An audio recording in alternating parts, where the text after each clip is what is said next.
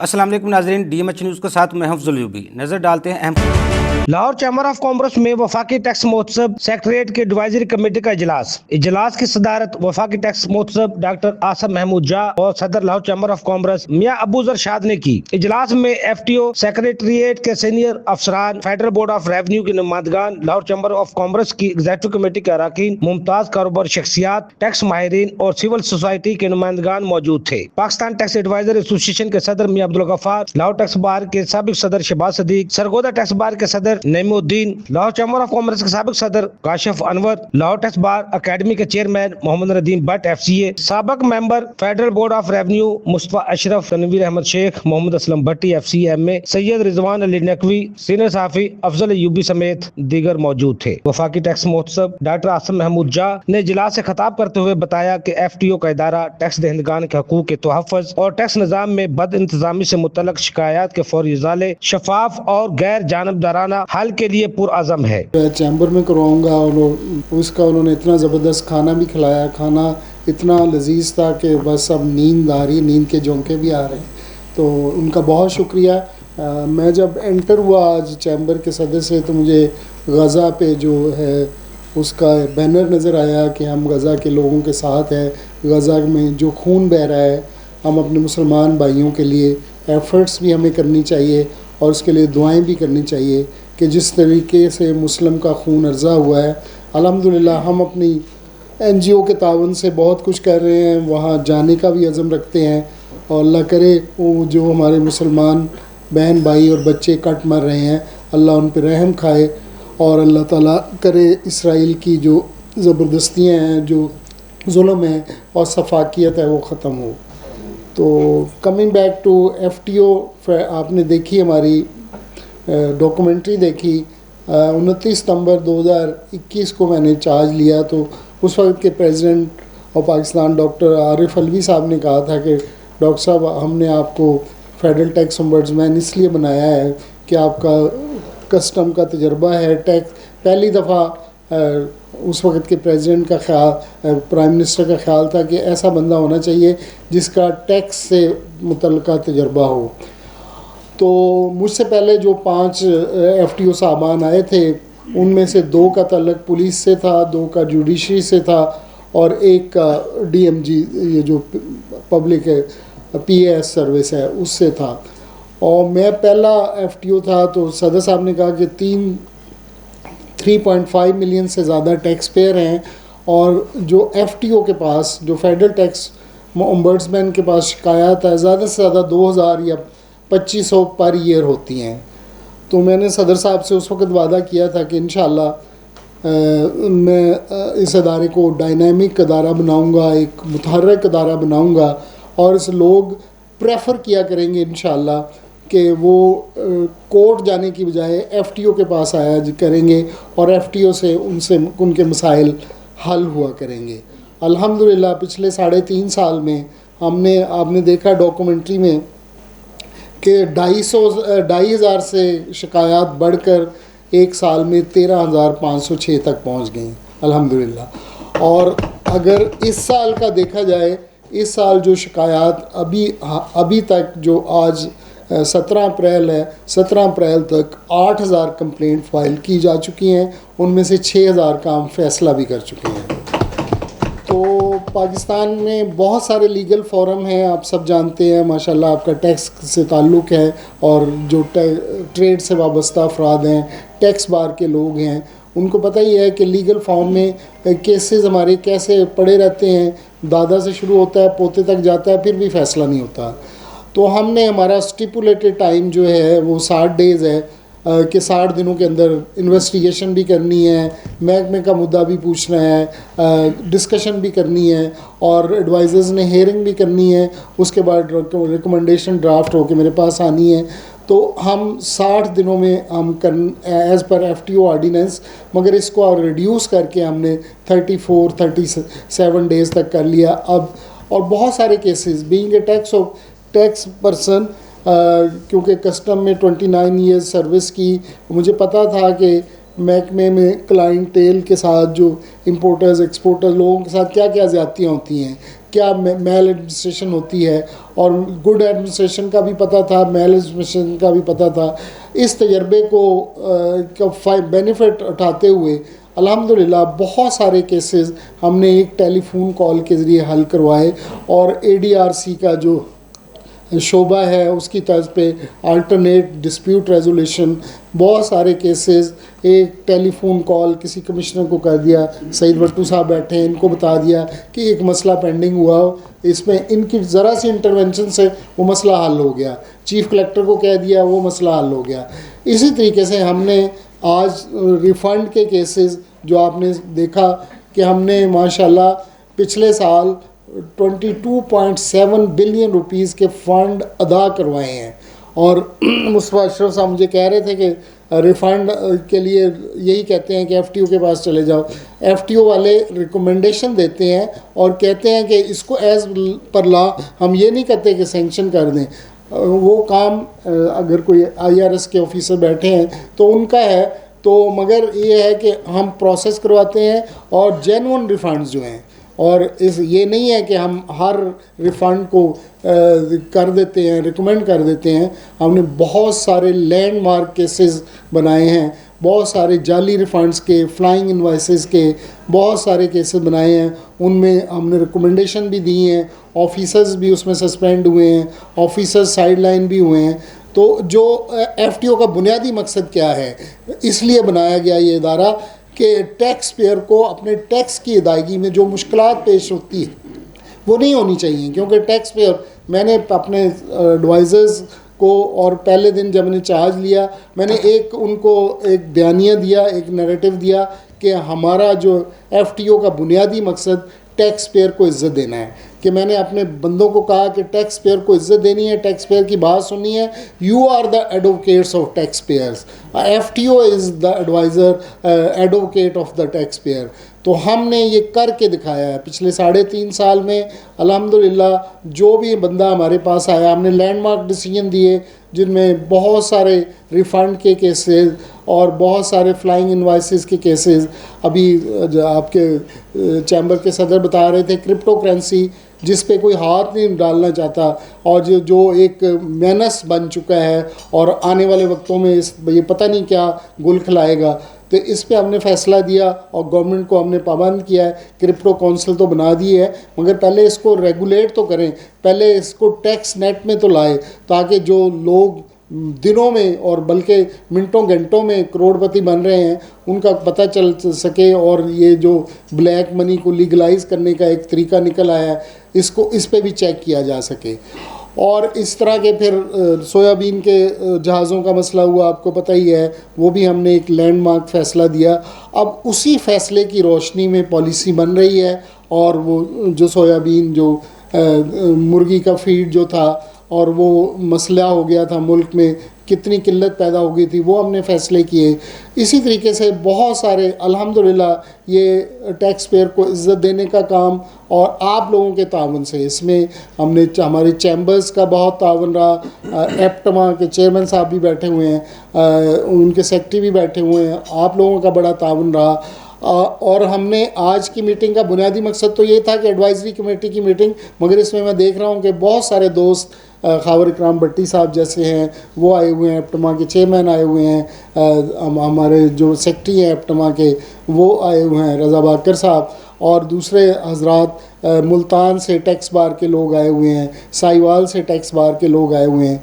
तो अल्हम्दुलिल्लाह बेंच और बार का हमारा टैक्स बार से बहुत ताल्लुक़ रहा, उनके ताउन से, उनके मशवरों से हम आगे चलते रहे, और इंशाअल्लाह जितना वक्त है आगे करेंगे। इस मुल्क के लिए काम करना है, बुनियादी मकसद पाकिस्तान की खिदमत करना है और पाकिस्तान के टैक्स पेयर्स की इज़्ज़त, उनको इज़्ज़त का मुकाम देना है। मैं वो इंशाअल्लाह हम रिकमेंडेशन भेज रहे हैं कि टैक्स पेयर्स को मुकाम देना चाहिए, उनको प्रिविलेजेस मिलने चाहिए, कि जो बेस्ट टैक्स पेयर का, जैसे FBR का निज़ाम था कि बेस्ट टैक्स पेयर को दाल देंगे, शील्ड्स वगैरह देंगे, और बेस्ट एक्सपोर्टर की, बेस्ट इंपोर्टर की ट्रॉफ़ी देंगे और बेस्ट टैक्स पेयर को देंगे। तो ये भी हम इंशाल्लाह रिकमेंड कर रहे हैं। तो आपसे आज का बुनियादी मकसद ये भी था कि आपसे तजावीज़ लें और आपकी जो शिकायत हैं वो देखें कि आप हमारे पास टैक्स पेयर को फैसिलिटेट करने के लिए एफटीओ का क़याम अमल में लाया गया। हमने अपने दौर में, मैंने अपनी मुद्दत में छोटे शहरों को फोकस किया कि छोटे शहरों में हमने 7 नए ऑफिस खोले। मियांवाली, सरगोदा, सियालकोट, सक्खर, हैदराबाद, एबटाबाद में हमने ऑफिस खोले, क्योंकि छोटे शहरों में बेचारे टैक्स पेयर को एक ही एसीडीसी होता है, वही नोटिस पे नोटिस दिए जाता है। जैसे आपने डॉक्यूमेंट्री में देखा कि डॉक्टर नवीद ये मियांवाली के दूर अफ्तादा गाँव के से ताल्लुक़ रखता था और इस बंदे को घर में 80 लाख का नोटिस चला गया और इसकी वालदा का इंतकाल हो गया। तो हमने इस केस को देखा, इसको इन्वेस्टिगेट किया तो गलत नोटिस इशू गए थे। फिर आपने देखा कि सारे के सारे अफसर चीफ कमिश्नर से लेके डिप्टी कमिश्नर तक सारे उससे पब्लिकली माफ़ी मांग रहे हैं। तो ये हमने हर लिहाज से टैक्स पेयर को इज़्ज़त दी है, टैक्स पेयर को हमने मुकाम दिया है, टैक्स पेयर के मसाइल हल किए हैं और इंशाअल्लाह ये खिदमत का सफ़र जो जारी है, जब तक ये इंशाअल्लाह ज़िम्मेदारी सौंपी गई है इसको बदरजा एहसन तरीके से हल कर रहे हैं। और आप भी और हमने एफटीओ से राब्ता बहुत आसान बना दिया है और हमने बिज़नेस कम्युनिटी से अपने ऑनरेरी एडवाइज़र मुकर्रर किए हैं। जैसे मियाँ अबूज़र शाद हमारे साथ ऑनरेरी एडवाइज़र हैं, अपने काशिफ अनवर साहब हमारे ऑनरेरी एडवाइज़र हैं और हमने डेस्क खोले हैं हर चैम्बर में और ऑफिस में मेरे एडवाइज़र्स आपको गाइड करने के लिए। अब और माशाल्लाह मैंने अपनी जो टीम सेलेक्ट की है, मुझे फ़ख्र है कि मेरे साथ चेयरमैन एफबीआर चेयरपर्सन रही माशाल्लाह रुखसाना यास्मीन साहबा वो हैं, माशाल्लाह दिला रहमान साहबा कस्टम की में रही, तो ये हमारे मेरे साथ हैं। कामरान वो जो इमरान साहब ये हमारे हैं, राना हसन अख्तर साहब फेडरल सेक्रेटरी रिटायर हुए। तो ये सारे माशाल्लाह बड़े चोज़न वन लोग हैं, ये बड़ी मेहनत करते हैं, टैक्स पेयर को गाइड करते हैं और टैक्स पेयर के मसाइल हल करवाते हैं। और फिर सबसे बड़ी बात, सबसे अहम बात, यहाँ भी एक दोस्त ने कहा कि इम्प्लीमेंटेशन के लिए हम पूरी कोशिश करते हैं। हम ये है कि बाकायदा इम्प्लीमेंटेशन विंग है हर दफ्तर में और हेडक्वार्टर में। मैं ख़ुद केसों को परसू करता हूँ, ये नहीं है कि हम जो फ़ैसला करते हैं उस पर पैरा भी देते हैं ताकि टैक्स पेयर को जो बेनिफिट हमने दिया है वो उसको पहुँच भी जाए। जैसे मैंने बताया कि 2024 में हमने 22.7 बिलियन रुपीज़ के फ़ंड अदा करवाए और ये उनके अकाउंट्स में ट्रांसफ़र हुए ये सारे पैसे। और जितने फ़ैसले होते हैं फ़ौरन फ़ैसला यूँ ही मेरे साइन होते हैं, वो अपलोड हो जाता है, कंप्लेनेंट को पहुंच जाता है और जो रेलिवेंट टैक्स ऑफिसर उसको भी पहुंच जाता है। और इतना आसान बना दिया है कि आप एक व्हाट्सएप मैसेज पे अपनी कंप्लेंट फ़ाइल कर सकते हैं, हमारा मोबाइल ऐप है उसके ज़रिए कर सकते हैं, आप हमारे ऑफिस में कर सकते हैं, कागज़ के एक टुकड़े पे लिख के आप कंप्लेंट फ़ाइल कर सकते हैं। तो इंशाअल्लाह ये इदारे का बुनियादी मकसद हम यही है कि आपको फैसिलिटेट करना। और अभी बजट आने वाला है, बजट बहुत सारी तजावीज़ हमें चैम्बर ऑफ कॉमर्स से वसूल हुई, उनको सिफ्ट थ्रू करके उनमें से जो अच्छी तजावीज़ हैं, हमने सारी अच्छी थी, उन्होंने बड़ी मेहनत की थी, वो निकाल के हम एफबीआर को रेलेवेंट जगह तक फॉरवर्ड करेंगे। तो आप लोग भी जो है इस हाउस से जो भी आप चाहिए कि आप चाहते हैं कि ये अगले बजट में ये होना चाहिए। अभी हालिया हमने जो काम किया है कि टीचर्स पे रिबेट होता था, 25% रिबेट उन्हें मिलता था आमदन इनकम पे, वो विड्रा कर लिया था। वो हमने बहुत सारे केसेस किए और गवर्नमेंट फोर्स हुई कि गवर्नमेंट ने उसको बहाल कर दिया अल्हम्दुलिल्लाह। इसी तरीके से हमने छोटे टैक्स पेयर्स के बड़े मसाइल हल कराए हैं, परफॉर्मिंग आर्ट्स काउंसिल वालों के बड़े मसाइल हल करवाए हैं, जो टीचर्स बोर्ड में ड्यूटियाँ देते हैं उन पे जो नाजायज़ टैक्स लगता था वो माफ़ करवाया है। यानी छोटे टैक्स पेयर एक रिफ़ंड अगर 5,000 का किसी का रिफ़ंड आता है उस पर भी उतनी तवज्जो देते हैं, 5 मिलियन के भी उतनी तवज्जो देते हैं। एक शहरी थे अब्दुल हमीद 82 ईयर्स के, उनका 3,752 रुपये का रिफ़ंड था जो एफबीआर ने हमने कहा कि इसको दे दिया जाए, एफबीआर ने उस पर रिप्रेजेंटेशन कर दी। तो प्रेसिडेंट साहब ने उस बुज़ुर्ग शहरी से माफ़ी मांगी कि एफबीआर ने 3,752 रुपये के रिफ़ंड पे भी अपना भी वक्त ज़ाया किया, मेरा भी वक्त ज़ाया किया, प्रेसिडेंट ऑफिस का भी वक्त ज़ाया किया, और वो अभी तक इंक्वायरी वो जो ऑफिसर्स थे करने वाले भुगत रहे हैं। तो हम हर टैक्स पेयर को जो उसका जायज़ हक़ है उसको दिलाने के लिए कोशिश हैं, और इंशाअल्लाह आपके तावन से ये खिदमत का ये सफ़र जारी सारी रहेगा। बहुत शुक्रिया। पाकिस्तान जिंदाबाद। लाहौर चैम्बर ऑफ कॉमर्स के सदर मियां अबूज़र अरशाद ने तकरीर पर खिताब करते हुए कहा, मुझे जानकर बेहद खुशी हुई है कि वफाकी टैक्स मौसम मुल्क के तमाम बड़े चैम्बर में बिजनेस कम्युनिटी की रहनुमाई के लिए इस तरह के सेशन मुनक़्क़द कर चुका है और मुख्तलिफ टैक्स बार्स और SMEs से भी मुलाकातें की गई हैं ताकि आगाही पैदा करने के अमल को मज़ीद बढ़ाया जा सके। मैं समझता हूँ कि ये नहायत अहम इक़दाम है क्योंकि लोगों की बहुत बड़ी तादाद भी अभी भी वफाकी टैक्स मौसम के फंक्शन को नहीं समझ पा रही, उसके फ़ायदों के बारे में इनको नहीं इल्म। और दीगर मुकर्ररीन ने भी इजलास से खिताब किया। 20 मिलियन का जो वाला इशू था और जो 2700 बिलियन रुपयों का जो रिफंड्स रुके हुए थे, गवर्नमेंट ने सारा वो प्रोसीजर चेंज कर दिया। एक जगह पे बीच में से कमिश्नर ने अपील को निकाल दिया और दूसरी जगह से ट्रिब्यूनल को निकाल दिया। FTO ज़रा गवर्नमेंट से ये तो पूछे कि वो 2700 अरब रुपये में कोई कमी भी हुई है या 2700 अरब रुपये और बढ़ गया है, और जो मुश्किलात टैक्स पेयर्स के लिए हुई हैं तो फिर इसको वापस किया जाए उस कानून को, ताकि हम उस कानून की तरफ वापस जाएं। सर एक बात, जो ताजिर दो स्कीम जो फेल हुई, सर क्यों हुई? पॉलिसी ठीक नहीं थी जी। पॉलिसी किसने बनाई थी? सर हमने नहीं बनाई थी, आपने शुरू में कह दिया था ये। सर वो पॉलिसी ठीक नहीं थी। सर उस पॉलिसी को रिवाइज किया जाए, बैठा जाए, उन लोगों के साथ बैठा जाए जो स्टेक होल्डर सही हैं, ताकि वो आपको गाइड कर सकें कि स्कीम को कैसे लेके चलें।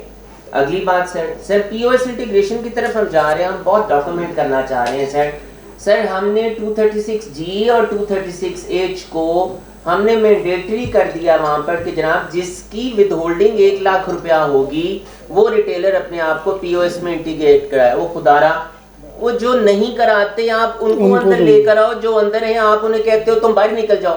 तो सर इस पे जरूर नजरसानी की जाए कि वो जो 1 लाख रुपए की लिमिट है उसको या तो बढ़ा के कम से कम 5 लाख किया जाए, ताकि जो 2 करोड़ की लिमिट है उसको बढ़ाकर 10 करोड़ किया जाए।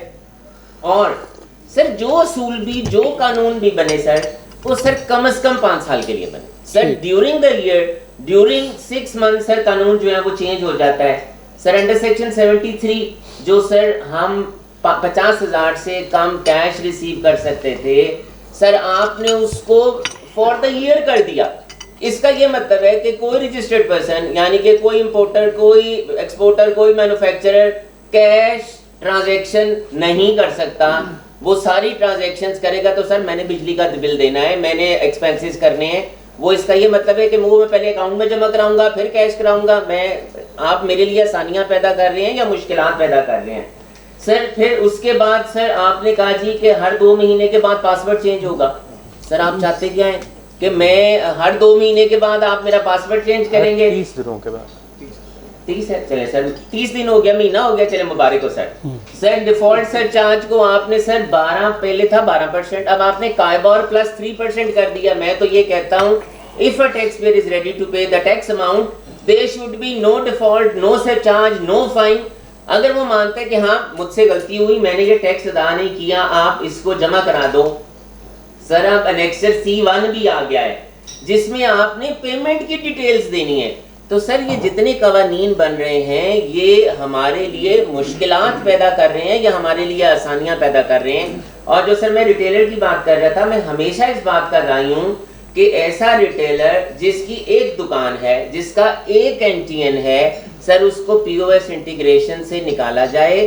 सर ये एवरीबडी नोज कि सेल्स टैक्स, इनकम टैक्स, इसकी एप्लीकेशंस ये आसान नहीं है। Sir thank you very much. वैसे मेरे पॉइंट्स लिख के दिए हैं सर, ये मैं आपको देख ही रहा हूँ ताकि सर इसको देख लिया जाए। की गुज़िश्ता 3 सालों के अंदर रही हैं वो काबिल सिताइश है, हम उनको मुबारकबाद पेश करते हैं। और ये जो इक़दाम कर रहे हैं टैक्स पेयर्स की आसानी के लिए और उन तमाम प्रॉब्लम्स जो उनको फेस करना पड़ती हैं उनकी ज़िंदगियों में आसानी पैदा करने के लिए अल्लाह ताला इनको कामयाब करे और मज़ीद इस प्रोसेस में तरक्की करने और लोगों के लिए इस प्रोसेस की फेमिलराइजेशन में आसानियाँ पैदा करे। चंद एक पॉइंट्स हैं जो कि मैं इंडस्ट्री के हवाले से यहाँ पे मेंशन करना चाहूँगा। और उसके अंदर तवक्को ये करूँगा कि जिस फोरम पे डॉक्टर साहब और उनका महकमा बिजनेसमैन की आवाज़ बुलंद कर सकता हो, या सो मोटो के ज़रिए से या पॉइंट ऑफ व्यू बताने के ज़रिए से, तो वहाँ पे ये इंडस्ट्री के लिए बहुत मददगार साबित होंगे।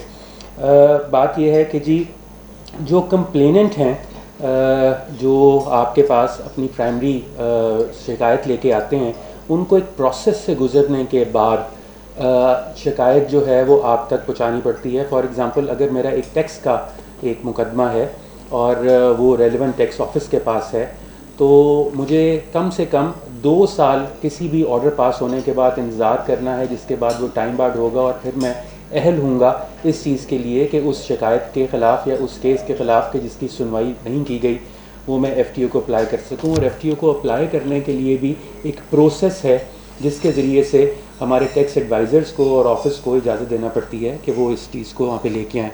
उसके बाद ये है कि जिस वक्त FTO का इदारा रेलेवेंट डिपार्टमेंट को लिखता है और एक तारीख़ देता है कि इस तारीख़ तक आप जवाब अपना जमा कराइए और अपना जो पॉइंट ऑफ व्यू है वो FTO को बताइए ताकि फ़र्दर हेयरिंग की जा सके, तो अक्सर व बेशतर ये होता है कि जो टैक्स कंसल्टेंट कंप्लेनेंट की तरफ से हैं वो तो मौजूद होते हैं, लेकिन जवाब इदारे की तरफ से वक्त पे नहीं पहुंचता, जिसकी वजह से मेरे ख़्याल में जो 60 डेज़ से 34 डेज़ में आए हैं, इससे मज़ीद नीचे लेके आने के लिए अगर आप कोई ऐसा जो इम्प्लीमेंटेशन है इसकी और ये जवाब तलबी है, इसको मज़ीद मौसर बनाएं और महकमे को इस चीज़ का पाबंद करें कि वो FTO की अहमियत, उसकी अथॉरिटी को ज़्यादा अच्छे तरीके से पहचानें और ये वक्त पे जवाब दे, ताकि जो शिकायत करने वाला बंदा है उसको इसका जल्दी रिलीफ मिल सके। जो दूसरी बात जो मैं यहाँ पे करना चाहूँगा वो ये है कि अगर कोई ग्रुप या कोई कंपनी अपने ऐसे केसेस जिसके लिए वो FTO को अप्लाई कर देते हैं और जो रिमेनिंग केसेस महकमे में रह जाते हैं, उसके लिए महकमे की तरफ से एक विक्टिमाइजेशन का और एक नेगेटिविटी का सामना करना पड़ता है कि जनाब आप वो फ़लाना मुकदमा तो उधर ले गए थे, इजाज़त ले आए हैं, तो बाकियों के लिए भी ये देख लीजिए, और अगर नहीं है तो फिर बैठ जाते हैं हम लोग। तो ये भी एक बहुत बड़ा प्रॉब्लम है कि देखिए जिसका कोई एक मुकदमा होगा वो आपसे रिलीफ ले जाएगा, लेकिन अगर किसी के छोटे छोटे मुख्तलिफ सालों के मुख्तलिफ चीज़ों के मुकदमे हैं, उसके लिए भी विक्टिमाइजेशन करनी पड़ती है। कंटिन्यूएशन ऑफ पॉलिसीज़ के बारे में काशिफ अनवर साहब ने बात की, वो ये है कि कारोबारी आदमी को सिर्फ़ और सिर्फ एक चीज़ की रिक्वायरमेंट है, और वो ये है कि जो पॉलिसी बनाई जाए फिर उसका तसलसल किया जाए, ताकि जो ऑफिस के अंदर कारोबारी हजरात के अपने मुलाजमीन उनको समझना, उसको इम्प्लीमेंट करना, और उसके लिए एक वक्त दरकार होता है। तो जिस वक्त एक इदारे के अंदर मुलाजमीन किसी भी नई पॉलिसी से फेमिलराइज होते हैं और उसके ऊपर इम्प्लीमेंटेशन शुरू करते हैं, तो तभी पता चलता है कि ये अभी ही चंद महीने पहले या कुछ हफ्ते पहले एक नई पॉलिसी साल के दौरान में आ गई है जिसके हिसाब से आपने चलना है। ये भी एक बहुत बड़ी प्रॉब्लम है। तो कंटिन्यूएशन ऑफ पॉलिसीज़, इसके तरफ भी ज़रूर तवज्जो और इसके लिए ज़रूर सिफारिश करनी चाहिए। और आखिर में मैं सिर्फ रिक्वेस्ट ये करूँगा कि FTO के निज़ाम को मज़ीद मौसर बनाने के लिए, जहाँ FTO अपने इदारे टैक्स के इदारों को, कस्टम्स के और बाकी चीज़ों को देख रहा है, वहीं पे जो फाइनेंशियल कंसल्टेंट्स, चार्टर्ड अकाउंटेंट्स और वो वकला जो कंपनियों के बिहाफ पे FTO में या महकमे के अंदर दाखिल होते हैं, उनको भी रेगुलराइज़ करना, उनकी स्क्रूटनी करना और उन चीज़ों का भी एक मौसर निज़ाम इसलिए बनाना चाहिए कि बाज़ औक़ात हमारे माज़रत के साथ बहुत सारे ऐसे भी कंसल्टेंट्स, प्रैक्टिशनर्स हैं जिनकी शायद उनको आसानी या उनको ज़्यादा दिलचस्पी महकमे के साथ डील करने में होती है, ना कि FTO के पास जाने के लिए। और जब ये बात इस्टेब्लिश्ड फैक्ट हो कि डॉक्टर साहब जैसे सरपरस्त ऐसे इदारों में बैठे हुए हैं जहाँ पे शायद कोई दाल नहीं गलेगी, तो उस वक़्त भी कंसल्टेंट्स की कोशिश ये होती है कि कुछ ना कुछ कह के कंपनियों से इस तरफ ना ही लेके जाया जाए तो ज़्यादा बेहतर है। तो ये चंद गुजारिशात हैं, चंद ऐसे पॉइंट्स हैं जिनकी तरफ तवज्जो दिलाना थी। और बिज़नेस कम्युनिटी के लिए कंटिन्यूटी ऑफ पॉलिसी और FTO का चार्ज और FTO की अथॉरिटी को इस्टेब्लिश करवाना ताकि वक्त पे रिप्लाई मिल सके, ये बहुत ज़रूरी है इंडस्ट्री के लिए और बाकी चीज़ों के लिए। जज़ाकल्लाह खैर। हाउस इज़ ओपन अगर कोई और सर ये जितने भी डिस्कस हुई है, जितनी भी हुई है, वो टैक्स पेयर को तंग करने के लिए जो भी सिस्टम चलता है, मेरी रिक्वेस्ट ये है कि जो अफसरान टैक्स गुजारों को तंग करते हैं या नॉन प्रोडक्टिव उनको नोटिस भेजते हैं या इलीगल नोटिस भेजते हैं या असेसमेंट करते हैं, उनके लिए भी कोई कानून बनाना चाहिए ना। हम उसकी तो किसी ने बात ही नहीं की। जो ऑफिसर 10 केस उसके रिवर्स हो उस पर सफात करना चाहिए, उसकी इंक्वायरी होनी चाहिए, तो इस पर भी कोई ना कोई कानून होना चाहिए। दूसरा सर, हम इतने सालों से कह रहे हैं कि ये करप्शन के रास्ते उन्हें खुद खुले हुए हैं। ये जो सेल टैक्स है तो 1 डिजिटल कर दें तो फंड खत्म होगा, सब मामले खत्म होंगे। पंजाब भर से आए टैक्स बार के ओहदेदारान और मेंबरान समेत दीगर ने बजट 2025 और 26 के लिए अपने अपनी तजावीज पेश की और मसाइल बताए। तो हमारे कवानीन है या सीनियर को एतमाद में लेने के इदारे हैं, टैक्स बार है, चेक कॉन्फ्रेंसेस है, ये मुश्किलात पे मुश्किलात खड़ी कर रहे हैं। एक तो ये सेल टैक्स रिटर्न वाला यूएम वाला मैटर है, उसको काइंडली जरा अगर उस पे हो सकता है। दूसरा ये पासवर्ड वाला काशिफ अनवर साहब ने इसको हाईलाइट किया, कल भी हमने दोबारा लेटर टैक्स बार फोरम से लिखा है इस पे। ये 60 डेज में कैसे पॉसिबल है कि एक फर्म में अगर 2000 रिटर्न्स है वो आप 60 दिन के बाद बार बार का एनुअली हो सकता है कि जब at the time of filing of return. इसमें बेसिकली एक तो टैक्स पेयर के लिए भी मुश्किलात है, खास तौर पर जो नॉन रेजिडेंट है वो इससे बहुत सफर करेंगे, क्योंकि जो बैटरी नॉन रेजिडेंट है यहाँ पे मौजूद नहीं है। अब वो कैसे एफबीआर में जाएगा या विदाउट उसकी अपीयरेंस के इन एब्सेंस अगर उसका कोई लोकल नंबर दोबारा चेंज करवाना या कोड उस पर नहीं जा सकता। ये एक बड़ा सीरियस इशू है, इसको मैं रिक्वेस्ट करूंगा कि इसको देखा जाए। फर्दर आगे अभी रिसेंटली की 8 तारीख को एक नया एसआरओ इन्होंने जारी किया है, एसआरओ 578/2005। ये कहते हैं कि वो मुश्किलात पे मुश्किलात खड़ी कर रहे हैं अपने जो इंडस्ट्रीज है उनके लिए। ये ना तो फॉरेन इन्वेस्टमेंट को बचाना चाहते हैं, फॉरेन इन्वेस्टमेंट के लिए क्या था ज्यादा कोई यूनिफॉर्मिटी नहीं है पॉलिसीज में। एक पॉलिसी अगर बनाते हैं, बजट आ रहा है, ये इस हवाले से इसको जो मैं हाईलाइट कर रहा हूँ, ये फॉरेन इन्वेस्टमेंट के लिए ना सिर्फ फॉरेन इन्वेस्टमेंट, लोकल इंडस्ट्री के लिए क्या पॉलिसी है। आज कोई क्लाइंट आता है या कोई इंडस्ट्री लगाना चाहता है, हम उसको 1 महीने की पॉलिसी नहीं बता सकते कि पता नहीं दूसरे दिन क्या एसआरओ आ जाएगा, क्या नोटिफिकेशन आ जाएगा, क्या तब्दीली करनी पड़ेगी। उधर इसको जरा प्रॉपर्ली देखा जाए। एक जो मिस यूज ऑफ पावर है एग्जेम्पशन के हवाले से, एग्जेम्पशन में लॉ वेरी मच क्लियर कि अगर 15 डेज के अंदर आपकी एग्जेम्पशन एप्लीकेशन जो कि आप रिड्यूस्ड रेट सर्टिफिकेट का नाम उसको दे दिया बजट 2024 उसमें अब जिसकी टैक्स पूरे साल की पूरी है, इवन 200 टाइम्स सक्सेस है, उसको मिलना भी जो एग्जेम्पशन सर्टिफिकेट है 80% पे है, 20% उसने पे करना है।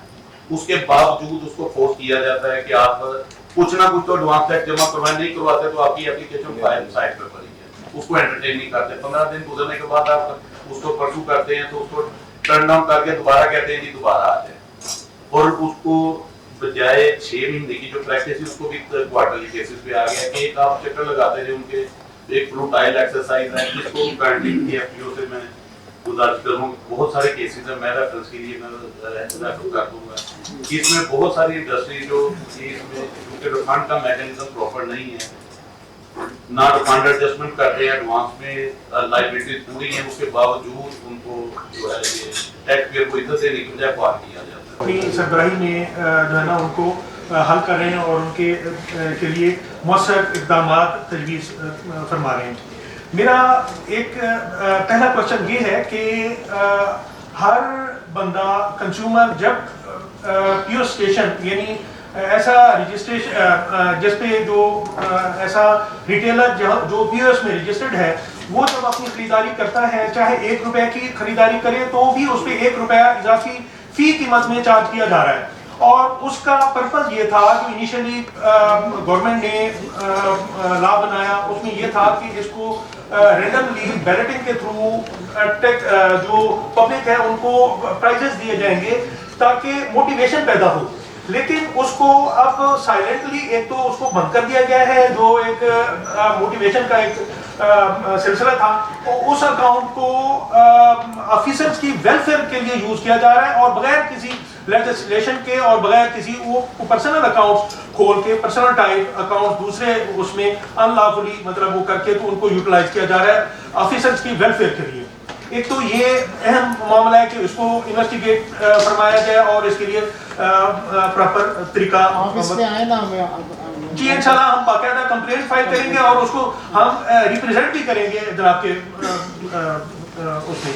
करप्शन के खात्मे के लिए सेल टैक्स में इनपुट खत्म करके सिंगल डिजिट करना और जिन अफसरान के 10 फैसले गलत साबित हों उनके इख्तियारात जब्त कर लेना। 236C, 236K, CVT, 4C, 7E, zero rated retailer, POS और दीगर मसाइल पर तजावीज़ को ज़ेर गौर लाया गया।